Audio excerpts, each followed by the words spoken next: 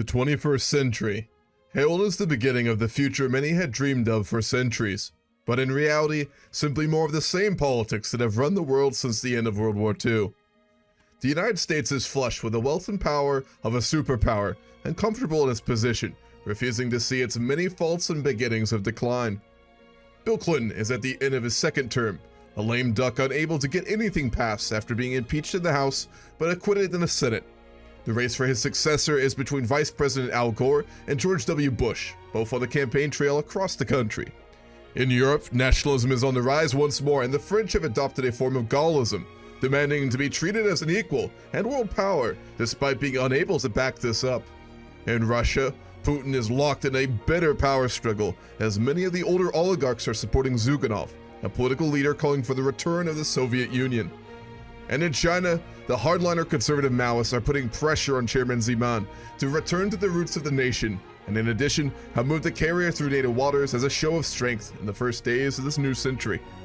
This is a world primed for chaos and conflict in this new era, and the United States must be ready and capable to confront it.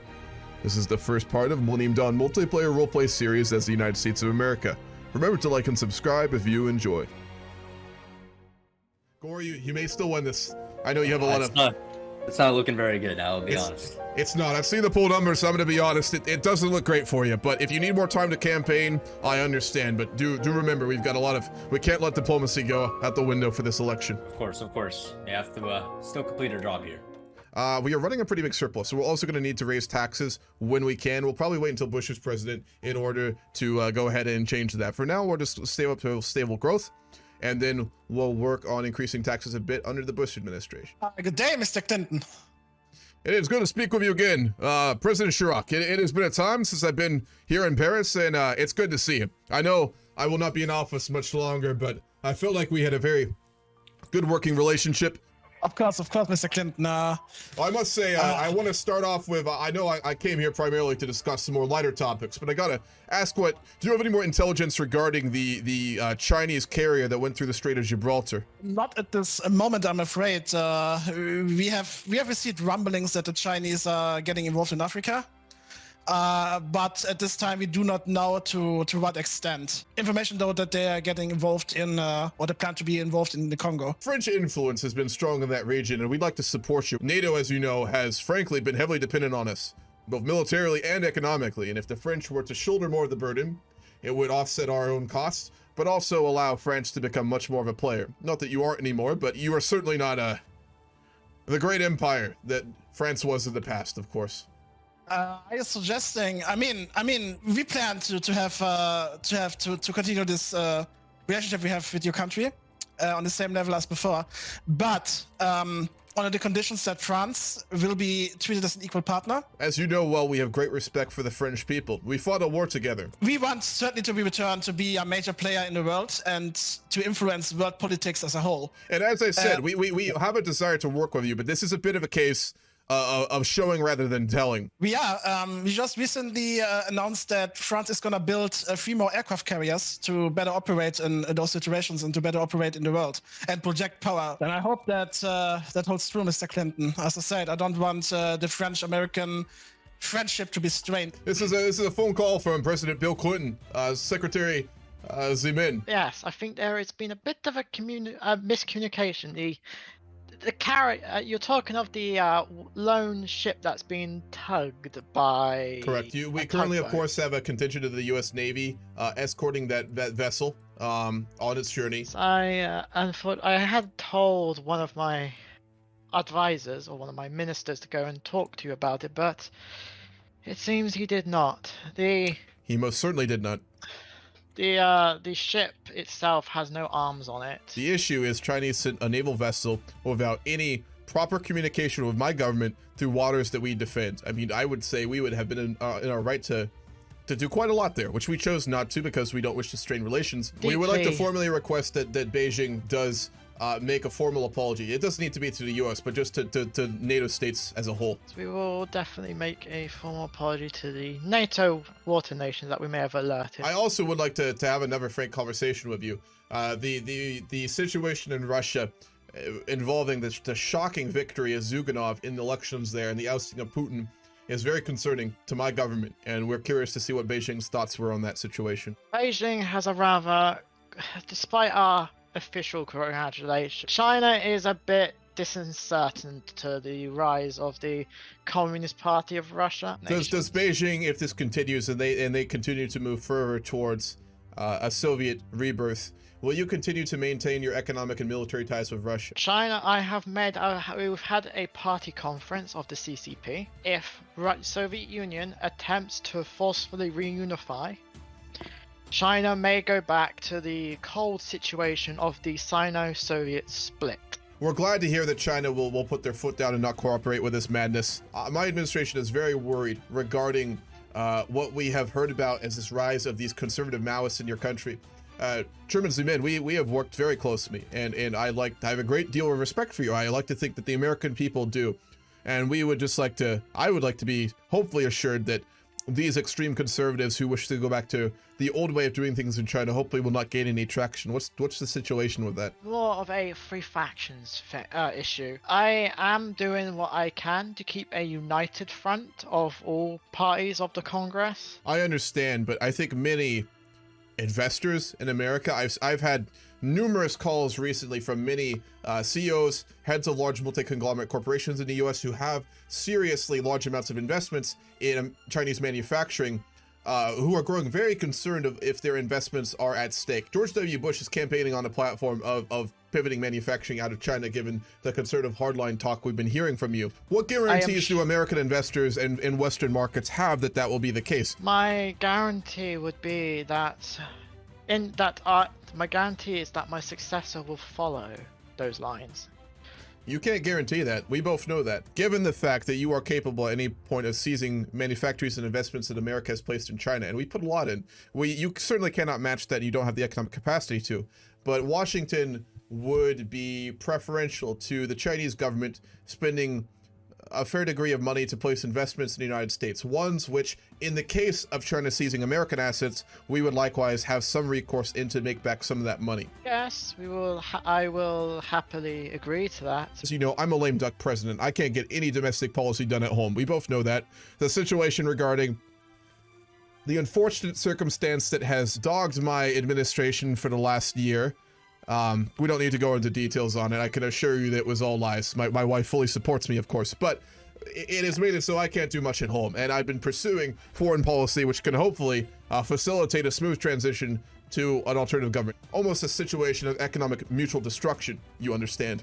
If we don't speak again, it's been a pleasure working with you, Chairman. And I do hope that that China and the United States both remember that we prosper more when we work together. Yes, I hope so as well. I will be spending the final days campaigning in the more close regions. I'll be primarily focusing on Florida as a... Well, Gore, it's been a pleasure serving with you. You've been an impressive figure, and I hope the American voters understand the job you can do for them going forward. If I can do any more campaigning for you, I'm happy to. I've got some time. I can go give some speeches too around the U.S. a little bit as well, if you'd like. What is your approval ratings, if I may ask? Of course you don't. After the situation that we don't need to talk about, they haven't been too great. Ironically, they've gone up with Republicans, but Democrats, well, I stopped looking at them a while back. Maybe it would be better if I don't campaign for you then. Maybe, I think not. It's a bit too risky. We've got the. It's really getting complicated here. It looks like you may be losing. It's so close. It's hundreds of votes. I advise you don't concede here. I advise you don't concede. I did concede earlier, but now that it's been closer, I think I'll take back my. I'll take it back, and we'll try to fight this. We have reports that Bush is declaring declaring victory. Outrageous! How could he do that? I don't know. We need a recount is what we need here. This is not democratic. This is a bad business. You know, it's his brother who's governor down there. I can't believe this. It's been an honor serving with you. We have a little bit more time, but at the end of the day, there's not much more we can do here. The election was close, but tonight, after a count, a recount, and yet another manual recount, Secretary Cheney and I are honored and humbled to have won the state of Florida, which gives us the needed electoral votes to win the election. We will therefore undertake the responsibility of preparing to serve as America's next president and vice president. Well, Cheney, that was a tough one. I'm gonna be honest with you. Yeah, The goddamn liberals in Florida, they almost beat us. Sure was close. They did close the gap in those final couple months, but thankfully, by a couple hundred votes, that we did win. Thankfully, the Supreme Court was in our favor at the end. We gave him a good run for the money. Can you imagine if the Republican Party had chose that their John McCain? I mean, can you imagine he would have gotten his ass beat so badly? That would not have been close. Thankfully, we also have a safe majority in the House of Representatives. Well, we got you there, Cheney. I'm full confident in your ability to ensure our platform gets passed. I assume our deal still stands, Cheney. Regarding, I mean, I don't want to spend all my time dealing with these Middle Eastern politics and all that kind of garbage. You're gonna handle that for me, right? Of course. Yes, of course. I'll make the deals. You have no need to worry or check it at all. I will make the deals. I'm glad to hear that. I'm glad to hear that indeed. This is gonna be a great new American century for us, and I think with the Republican Party and me and you in the White House, we're looking for a truly spectacular time. I'm looking forward to it. Clinton was a weak man. We know what he was. I mean, his actions were unacceptable, and he damaged America to the core. We will not continue those dangerous choices. Period. Of course. Prime Minister Vajpayee, you are here in Washington, D.C. at my request. Thank you. It's good to have you in Washington. We spoke on the phone previously when it was not certain that I would win the election, though I had confidence in the voters to obviously elect me. Now, that being said, now that you are here in D.C., I think we can have a more private conversation. Now, I promised you a good fried chicken dinner, did I not? And I know you said you wouldn't eat it, but I have at least provided it for you if you'd like. I can't eat all of this myself. Well, it is indeed against good teachings to let food be wasted. There's no cameras in here, Prime Minister. There's no cameras in here. I can assure you of that. Maybe a few CIA bugs, but I don't know about anything besides that. It's a joke, of course. There's none in here. We had it checked out. But again, there's no one in here. Mr. President, I must tell you a story from my home country. That once there was a diplomat from India that went to America, and he was served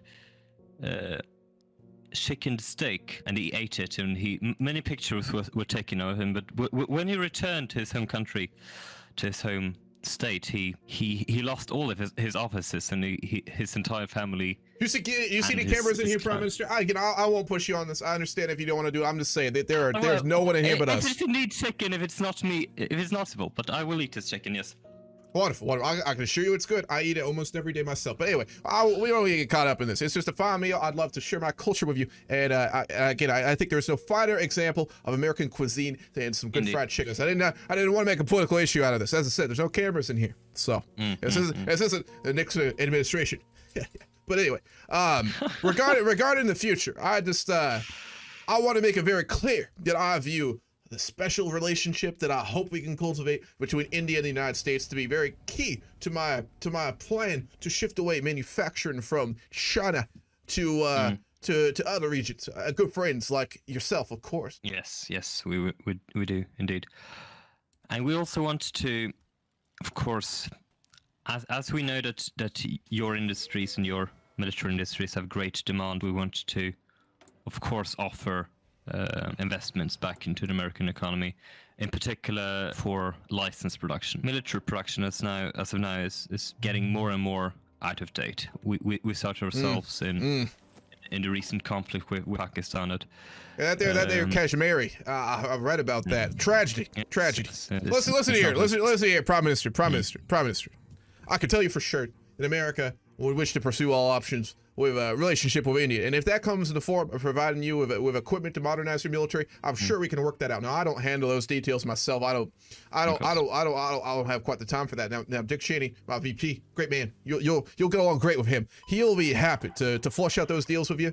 I will say that, of course, there are some security technologies that we cannot just hand away, even to a good friend like yourself. But I'm sure we can come to an agreeable arrangement that allows you to protect your borders in Kashmir from the Pakistanis. Now, regarding economic ties, I mentioned to you previously the possibility of moving manufacturing from China to India. Now, obviously, that'll take a lot of capital, and we're, of course, happy to provide that with our many corporations. There's a lot of money we can move around, of course. But I'd just like to ask yourself that we can ensure that there are no red strings in your country stopping us from expediting this. I'd have to explain to the American voters why the hell we're not being able to buy cheap goddamn, those ball sacks going cars. I got one in my truck back in Texas. They're nice. It's American tradition, you understand? But if that starts, you can't buy those from the goddamn gas station, well, what I'd say to American voters, you understand? What we can do, I think, is change our trading laws so that more of our resources can be exported. We have many raw resources we import right now from countries that we have good partnerships with. But if obviously we're gonna have a situation where we don't have to be as deep of a trade deficit due to things like that, that'd be most agreeable. Intelligence reports that the Pakistanis are thinking about sending support to the Taliban. Taliban? You mean them goddamn radicals out there, Middle East? Cheney was telling me about that earlier today. We had a meeting with Joint Chiefs. He was telling me all about that. Now we can't have that. And I've told you that we will cooperate with you over the Pakistanis. They are a group of people I could never see eye to eye to, culturally, let alone elsewhere. But my point being, we're going to provide you security cooperation and security equipment. Thank you for being here. It's a pleasure speaking with me. Likewise. Thank you, sir. Ending stages of Clintonomics, the ending months of the administration are upon us, and as such, we should start gearing up towards the election. 2000 Republican victory. Through determination, we have won over the Democratic adversaries. The people know what they need. As such, these tax cuts should help them to pursue their needs. So we're just doing massive tax cuts, which is what Bush did when he took power. Major financial institution fails. Headlines have broken about a major financial institution going bust. The media is running rampant with this and heading for the hills. We're going to subsidize them. Well, Mr. Bush, I got very good intelligence to suggest that Iraq is building a chemical facility. Facility? Yes. Do you want kind evidence? Of facility? You receive report that Iraq is developing a chemical facility. From the looks of it, the facility appears to process chlorine and other chemicals into a gas state. This facility sits in the desert close to the Jordan border. The plant surely appears suspicious. That is from chlorine plant. Are they planning on making a lot of pools? Are they trying to get a lot of cleaner for their private pools in Baghdad? I would think that they are doing it to enrich their chemical weapons industry, as they have used it against Iran. Well, that's a problem. Cheney, what you think about all this? He's not here. Oh, God damn it! Hey, that rascal, where did he get off to? God damn it! He deserted you. Well, shit. Also, Iran is heading towards a nuclear weapon. Oh, we're well aware of that, and we've made it abundantly clear that any attempts to gain nuclear weapons by them will be treated unequivocally. Now, if Iraq is making these chlorine chemicals and such, then we got a real problem on our hands here. Now, I got to run this by Cheney. I'm gonna be honest. I respect his outlook when it comes to the Middle Eastern countries like this, and I'm sure he knows all about this here chlorine. But I think this is a real problem, and we'll look into it. And I hope you understand. We fully support your interest. Well, what are you proposing? To cooperate between the Mossad and the CIA to lay the groundworks for a potential bombing of that facility. Can you give me evidence? Yes, I will give you evidence. If you got evidence of these chlorine facilities, then I think we have a duty to take action. Now, I know that the Mossad are very capable, and I'm sure the CIA director will agree fully with me to do a limited. In that case, you have he's not here. I'll see him. I gotta look behind me sometimes. Cheney, he can hide. He's a wily bastard. There's a couple times I've been having meetings in the White House, and I won't even know he's there. I'll be having a talk. I'll be eating fried chicken in the evening. I think I'm all alone, just relaxing at the Oval Office, and well, he'll pop up right behind me. That is scary, I can assure you. But he doesn't appear to be here. I will say limitedly, the United States will support this action for the chlorine facility in Iraq. He's not here. We'll approve that. We shall commence the bombing soon, then. Wonderful. Please don't have that traced back to me, though. I'm sure the voters will not appreciate that. But we'll provide the resources needed. Trinity, I want to have a talk with you. We got to talk about the budget. I know these tax cuts. I mean, I was fully supportive of them. This is my policy. Your policy too. I got to say. Yeah, I noticed we are in a bit of a big deficit here, and it's hard to justify it to the American people. We're right in a bit of a deficit. I think we need to discuss what I spoke about before, which is potentially looking at Social Security again and potentially providing some cuts to that, as well as some cuts. I don't think Social Security is as important as the liberals make it out to. In that case, for our new policy, I'm going to go ahead and we'll put that in a bill for next year. We'll cut Social Security. We'll cut healthcare down as well. Yes, I will be taking my way on to Germany and to the UK now, and just informing them of. And I believe I will be off to the UK now. All right, I'll see you soon, Trini. Well, I also want to report a few things that, for example, Lebanon has been quite liberated themselves from any Syrian influence. We've seen that. They have a Western democratic movement there now. Yeah. About Syria. Syria also appears to have neutral relations with us. They also, in our opinion, are seeking to cooperate with us. We do have. I did speak with the UK, and they were a tiny bit concerned, but it wasn't the biggest issue to them, as it hasn't been the first time that France has made open threats like this. But on a different topic, it appears the Taiwanese have gone to the French for protection.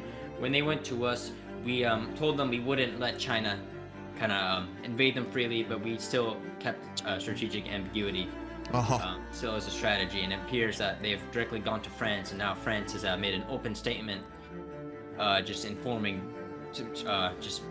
that she will apparently defend Taiwan, and now France is offering to put her carrier fleet in Taiwan, which is quite a massive offering. They already did. Hey, these goddamn, they try to go around our backs. These goddamn French, these Gaullism fuckers. They think that they can walk all over the United States of America. I'm not having it. They go against our interests in the UN Security Council. They don't support our friends in the Middle East, and now they are going around us to outmaneuver us. This is not happening. Trady, what options do we have? I'm not sure. We could consider heavy economic sanctions against France for their traitors' behavior. I think that is some. I think sanctions would just backfire on our ass. You know what? If they want to play this way, I think we should pull our fleet out of Taiwan. Let me speak with Taiwan first. Let me see what I if they want to go hide behind the French, we have no reason to spend money on American military resources in Taiwan. Very well. If they want to play us off each other, I think we pull ourselves out. I make this very clear. I'll make it very clear. They also suggest increasing military presence in the NATO European countries due to the rising tensions in the overall world. France being uncooperative with America is not preferable. I'm back from my meeting with Taiwan. It was a pretty heated one, but I think we got what we wanted at the end of the day. We're gonna have Taiwan who's gonna make a statement. France made a pretty outrageous statement saying that the U.S. isn't willing to support Taiwan and that money is more important. We're gonna have Taiwan say in a statement that those statements are not true. The other thing is that Taiwan was not really aware of what France has done regarding threatening to cooperate with the communist Russians. They were not aware, and now that they were. And once I told them this, they were a bit surprised. Iran attempts to circumnavigate the NPT. Our diplomatic pressure placed upon Iran has seemed to only serve as a launching pad for the development of their nuclear weapons. We now allow this to continue. The continuous balance of power in the Middle East will drastically shift in Iran's favor. We must begin to do more to merely pressure. We need to isolate them, whatever the cost. Okay, so they're trying to go around the non-proliferation treaty, which means they are engaging in possibly getting nuclear warheads. Hello. Any news? Not much. We're quite worried with what happened in Iraq. I'm not sure if you were made aware, but the Iraqi facility was struck by an American-made missile. I have asked my Secretary of Defense, and he says that he can assure that it was not America who did this, but he does not have the intelligence to know who did it. Well, you see, there was a meeting with the leader of Israel when you were gone, and he did ask for CIA support regarding hitting that chlorine site there. I said we'd provide him aid, but I don't think we provided missiles or anything. The CIA director didn't say anything about that. That is a bit worrying. Are we sure that we did not offer anything in the deal? Maybe we should ask our Secretary of Defense when he's back. So we have a lot of political power built up. Generally speaking, we're finishing like the reforms of Bush. There's not a lot in the game right now. This is not a good day. Despite financial moguls to lobbyists and politicians, they have contributed to all are storming the American governing offices and all asking for a bailout. Apparently the dual shock of the housing downturn and stock market crash were too much for the financial sector to handle. We're going to go ahead and pump money into the economy and hope for the best. With all this extra political power, we'll go ahead and do some equipment manufacturing companies. Central American Free Trade Agreement. The Monroe Doctrine must be enforced even to this day, but we must seek friendlier ties to the nation near and around the Panama Canal if we are to secure political and economic dominance in the American markets. We'll combat foreign influence a bit more. I'll do a lobbying effort. Well, extended tax breaks. China can confirm Iran has tested a nuclear weapon. Yeah, Iran they did just go around the NPT and they just tested a nuclear weapon. We got to discuss options here. If they just tested a nuclear warhead and they have a couple of those, I think we need to put intervention on the table right now.